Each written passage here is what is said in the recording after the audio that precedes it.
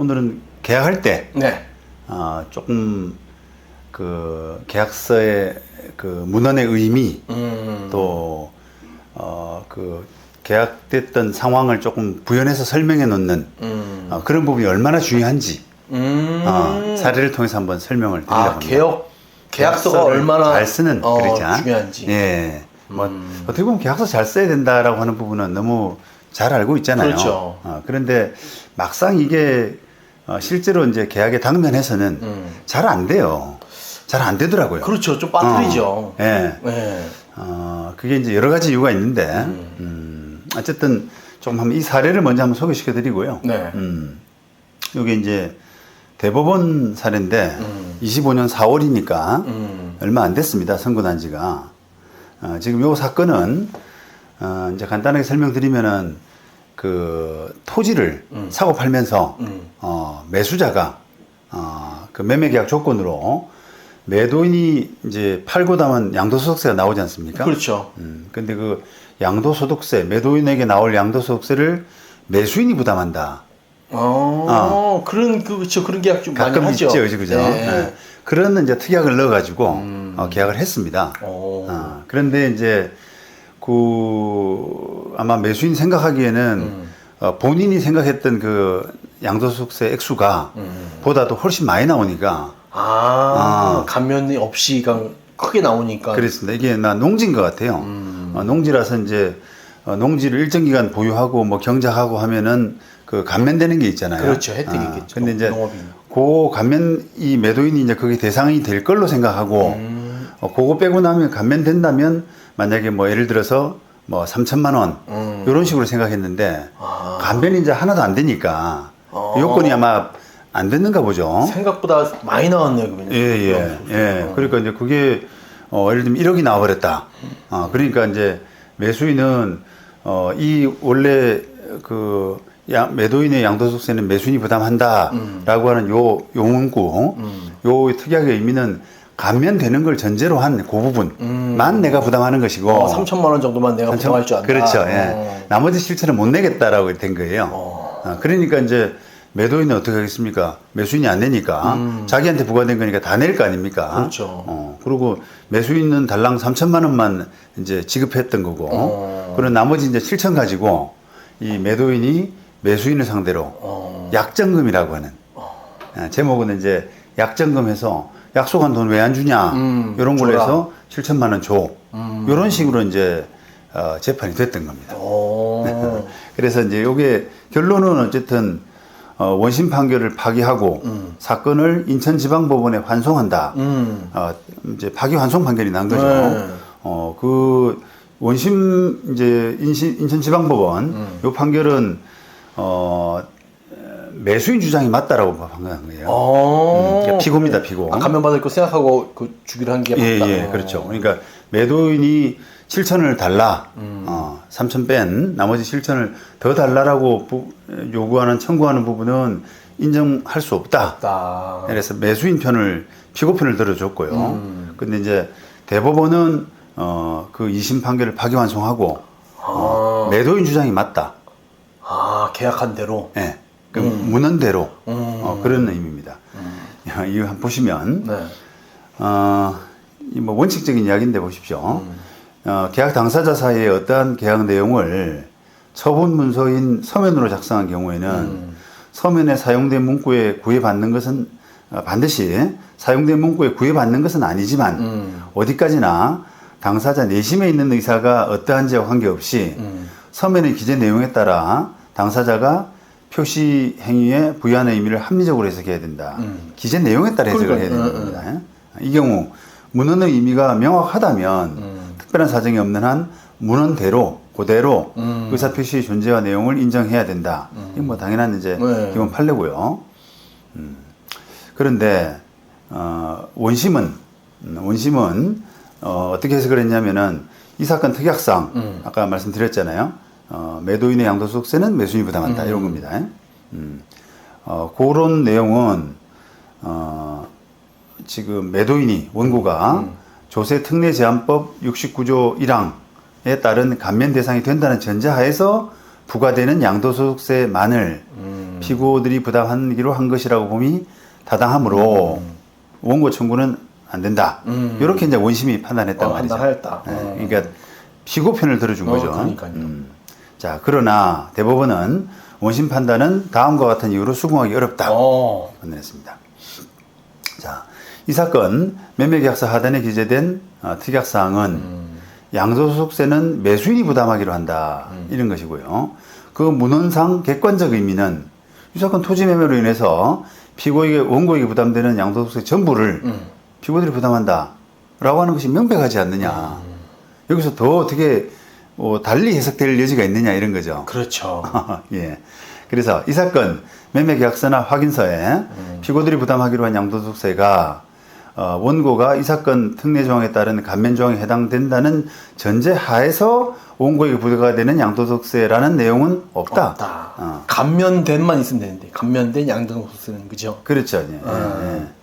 그래서 이제 그 다음은 이제 등등 여러 가지 사정인데요. 사정인데 그런 걸로 보더라도 원심 판단은 이제 잘못됐다라고 하는 이제 그런 판단을 했는데 한번 보십시오. 이게 저는 이제 원심도 조금 이해는 돼요. 원심이 잘못 판단한 게 이해는 됩니다. 계약서 문구는요.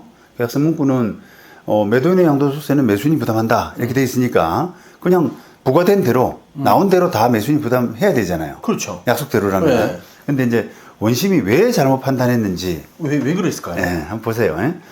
자, 이게 원래 양도소득세 누가 내야 됩니까? 매도인. 네, 매도인이 내야 되죠. 그러니까 원심이 보기에는 매도인이 원래 내야 될 거를 매수인이 부담하기로 약속한 거니까 조금은 제한적으로 해석해야 된다고 생각한 거예요. 원래 기본 자체가 매도인이 부담할 걸 매수인이 대신 부담하기로 한 거니까. 네. 그래서 이제 조금 이거는 너무 많은데라고 하는 생각을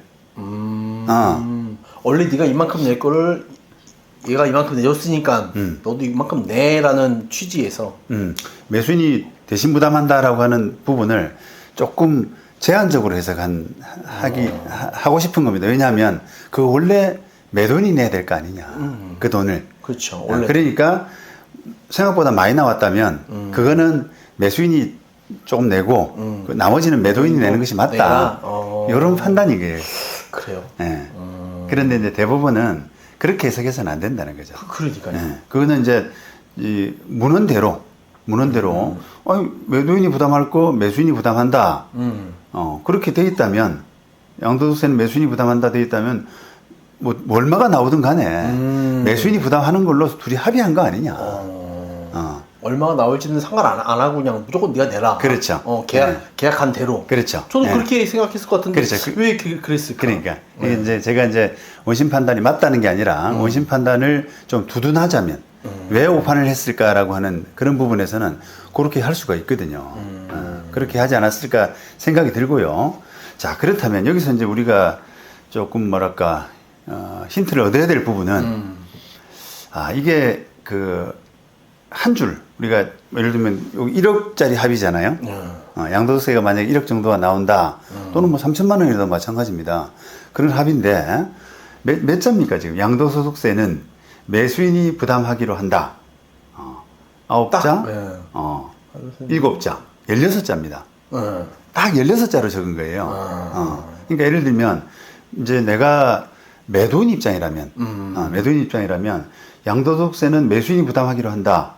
얼마가 나오든지 간에 또는 감면 여부에 불구하고 이렇게 해놨으면 분쟁이 안 됐을 거 아니에요. 그러니까 2심에서 질 리가 없거든요. 그렇죠. 대법원에서 비록 바로 잡히긴 했습니다만 2심에서는 졌지 않습니까? 그러니까 그거는 좀 문헌이 어떻게 보면 조금 불충분한 거예요. 그러니까요. 서로 충분하지 않네. 그렇죠. 네. 이제 그게 이제 매도인 입장에서는 그렇게 더 나왔으면 더 좋았을 것이고 매수인 입장에서는 만약에 본인 주장이 맞다면 양도소득세는 매수인이 부담하기로 한다. 다만 감면되는 범위 내에서 감면이 안 되면 넘어서는 부분은 자기가 부담 안 한다. 이렇게 했으면 정확할 거 아니겠습니까? 그렇죠.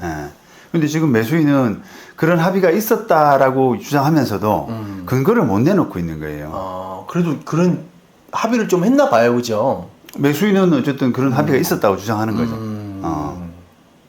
그러니까 요 사건을 통해서 이제 이게 분쟁이 좀 안 일어나려면 계약 내용을 조금 더 충분하게 잘 써야 되겠네요. 잘 써야 된다. 꼼꼼히. 꼼꼼히 예. 맞습니다. 예. 근데 이제 그 꼼꼼이라고 하는 전제가 무조건 뭐 깨알같이 쓴다라고 하는 그런 부분이 아니라 법률적으로 중요한 의미 있는 부분에 대해서 요게 이제 다 의미가 담겨져 있는 건데 그래서 이제 어떻게 보면은 법률가의 도움이 좀 필요합니다. 그 부분은. 그러니까요. 이게 요즘 부동산이 또 많이 올라가지고 뭐 이제 서울 아파트는 비싸잖아요. 네, 예. 맞습니다. 그 문구를 조금 꼼꼼히 해야 되는데 그냥 일반적인 계약서에 달린 내용들이 있잖아요. 맞아요. 그것만 보고 표준 계약서. 예. 특이하게만 몇 줄 쓰고 그냥 끝 말잖아요. 그러니까요. 그러니까 이제 그거를 이게 어떤 분쟁이 그러니까 변호사들이 보면은 이거 가지고는 조금 논란이 좀 생길 부분이 있으니까 보충을 좀 하셔야겠습니다라고 코멘트를 해드리거든요. 근데 이제 그런 부분은 법률 전문가가 아니면 잘 안 보입니다. 잘 안 보입니다. 네. 그래서 이제 좀 어떻게 보면은 도장 찍기 전에 전문가의 리뷰를 한번 받아봐야 돼요. 근데 이제 그게 어떻게 보면은 이게 거래 규모가 벌써 억대가 넘어가고 그렇죠. 이렇다면 한 돈 10만 원 드릴 법 하지 않습니까? 그렇죠. 그 정도면 다 의뢰를 할 텐데. 그러니까요. 더 비싸다고 생각을 해요. 그러니까요. 100만 원 막 이렇게 생각을 하니까 무서워서. 그러니까 이제 뭐 변호사 문턱이 많이 뭐 낮아졌다. 제가 늘 말씀드립니다만 네네. 그런 상태고 또 이 사건도 보시면은 그 사실 말하면 한 줄 더를 못 적어 가지고 이게 뭐 1심, 2심, 3심 네. 얼마 돈 낭비예요 이게. 그렇죠. 그죠. 그럼 변호사 진 사람은 자기 변호사 비용 날리고 상대방 비용 변호사 물어주고 이런 거거든요. 마음 고생하고 그잖아요. 그러면 이 영상을 보시고 계약서 검토는 얼마 정도 해주실 겁니까, 변호사님이? 보통의 이제 계약은 대부분 단순합니다. 이제 당사자는 평생 뭐 한두 번 그건 맞아요. 이런 거지만 법률 전문가는 맨날 보지 않습니까? 그렇죠. 그러니까 보통은 한 30분 안에 끝이 나요. 검토가. 그러면 뭐 얼마를 받겠어요? 뭐 보통은 뭐 한 10만 원 정도 내외 그 정도가 되죠. 야, 그러면 많이 보내셔야 되겠네. 네. 뭐 저뿐 아니라 어쨌든 그 적절한 변호사의 도움을 좀 받으셔야 되고 그리고 또 한 가지 이 이제 공인중개사 말씀을 좀 드리고 싶은데 지금 내가 이 법률 전문가의 도움을 잘 못 받는 이유 중에 하나가 공인중개사가 낀 거래 이런 경우가 오히려 법률 전문가 도움 못 받는 경우가 많습니다. 그렇죠. 개인 간 하면 더 받으려고 노력을 하겠지만 그렇죠. 중개사가 껴 있으면 자기가 이제 그렇죠. 또 중개사니까 조금 이제 약간 어폐가 있잖아요. 공인중개사가 낀 계약인데도 오히려 자문이 잘 안 되는 법률적인 코멘트가 잘 안 되는 이유는 일단 공인중개사는 당사자보다는 좀 실력이 낮다라고 생각을 하고 법률 반전문가 정도는 생각을 하잖아요. 그렇죠. 그러니까 어느 정도는 하지 않을까 이런 믿음도 있고 그렇죠. 그다음에 공인중개사에 대한 보수를 지급했기 때문에 또 별도로 변호사 자문료를 더 낼 여력도 별로 없고 그렇죠. 그런 게 있고요. 그런데 실상은 어떠냐면은 제가 이제 현실에서 보면은 공인중개사가 좀 계약 문구를 자세하게 쓰는 걸 좀 싫어하더라고요. 그럴 것 같아요. 네. 계약이 깨질까봐. 계약 깨질까 봐서요. 그러니까 이제 그거를 이제 우리 일반인들이 이해를 좀 하셔야 되거든요.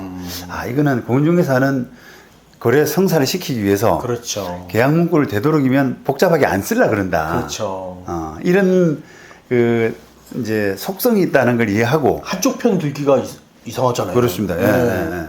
그냥 나중에 분쟁이 될 값에 그냥 일단 도장 찍도록 만드는 게 느슨하게 그런 경향들이 있단 말이에요. 맞습니다. 그러니까 이제 그거를 그런 경향을 이해하면 내가 내 권리를 보호하기 위해서는 별도의 자문을 좀 받아야 된다. 이런 이제 생각을 좀 하실 필요가 있다는 겁니다. 맞아요. 그러면 얘기가 좋잖아요. 계약서 쓸 때 요 문구 좀 추가해 주십시오. 저희 변호사님이 이거 좀 추가해라는데 그러면 그렇죠. 그럼 그렇죠. 예, 쓸 수 있잖아요. 예, 그렇습니다. 또 그 매수인이든 그 자세히 안 봅니다. 그냥 그냥 그렇죠. 예. 그러니까 이제 그거를 그 우리 이제 거래 현실이 또 그 막 이렇게 콩볶아 먹듯이 번거불에 후다닥 맞죠 확인했죠. 두 사람 불러가지고 막 바로 서서 도장 바로 찍게 하는 이런 경향이 있는데 거기서 조금은 차분해지셔야 돼요. 근데 이제 그게 공인중개사가 뭐 이렇게 거래를 성사시키기 위해서 득달같이 하는 공인중개사의 잘못도 있습니다만 오히려 이제 그 와중에 그 어떻게 보면은 휩쓸려서 그 휩쓸린다는 거는 어떻게 보면은 다른 말로 하면 욕심이거든요. 내가 이거 바로 도장을 안 찍으면 놓칠 것 같다. 그런 심리를 공인중개사들이 이용한단 말이죠. 그러니까 이제 그런 그 마음을 좀 자제하고 잠깐만요. 저 잠깐 전화로 자문 좀 받고 올게요. 라든지 이런 정도의 여유는 좀 가지실 필요가 있다. 맞아요. 예. 변호사 문턱이 높지 않다는 걸 조금 많이 알아야 되는데 네. 아직도 높다고 생각을 많이 하시더라고요. 네. 요 사례를 보신 것처럼 어쨌든 이제 결과적으로는 이제 매도인이 이겼습니다만 조금 그 뭐랄까 그 액수 걸린 액수에 비해서는 너무 단촐하지 않냐. 17자? 그러니까요. 너무 단촐하기 때문에 이제 분쟁이 생긴 것인데 좀 저는 이 사건이 좀 시사하는 바가 있다. 이렇게 생각을 합니다. 계약서가 이토록 중요하다. 네.